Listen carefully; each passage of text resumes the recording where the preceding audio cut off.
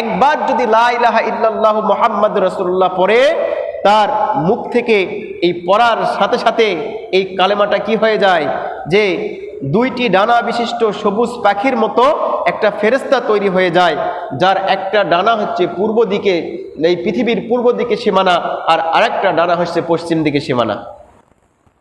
প্রিয় ভাইয়েরা, এই ডানা নিয়ে এই পাখিটা আরশের দিকে দৌড়ায়।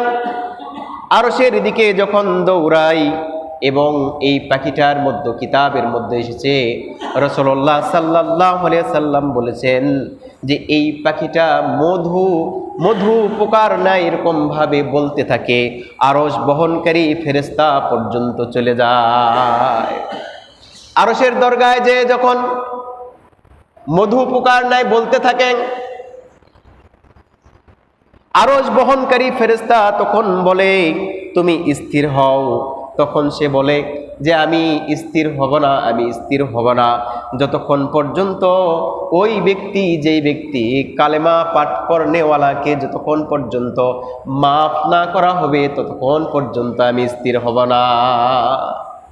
আল্লাহ তাআলা কি করেন, এই ফেরেশতাকে আল্লাহ তাআলা ৭০,০০০ মুখ দান করেন।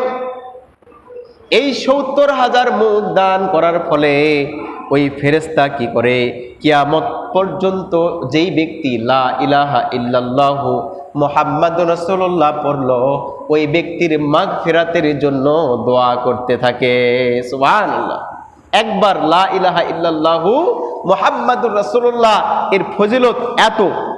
শুধু তাই না, যেই ব্যক্তিটা লা ইলাহা ইল্লাল্লাহু মুহাম্মাদুর রাসূলুল্লাহ পড়ল, দুনিয়ার জিন্দেগি শেষে যখন কবর, মিজান, হাসর, যখন এই ব্যক্তিটা পুলসিরাতে যাবে, ওই ফেরেশতাকে আল্লাহ তাআলা এমন ভাবে পাওয়ার দিবেন, দুনিয়ার বুকে লা ইলাহা ইল্লাল্লাহু মুহাম্মাদুর রাসূলুল্লাহ বলার কারণে ওই ব্যক্তিকে আল্লাহ তাআলার ওই ফেরেশতা ওই পুলসিরাতকে নিমিষেই পার করে জান্নাত পর্যন্ত পৌঁছায় দিবেন। সুবহানাল্লাহ।